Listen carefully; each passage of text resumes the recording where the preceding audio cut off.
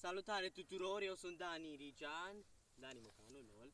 Și astăzi vă vom arăta sălbăticia asta de Vidacul, băi.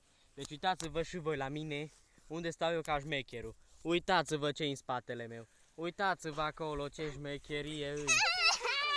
Uite-te aici.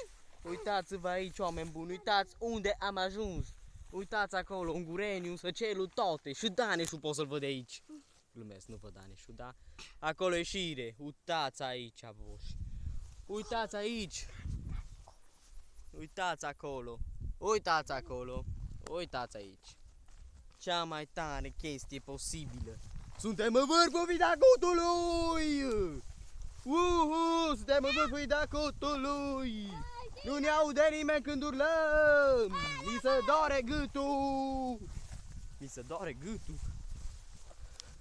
În fine, nu mai vorbesc ca lumea, mă doare gâtul. Au, au, au, au. Și pe mine în geamăt.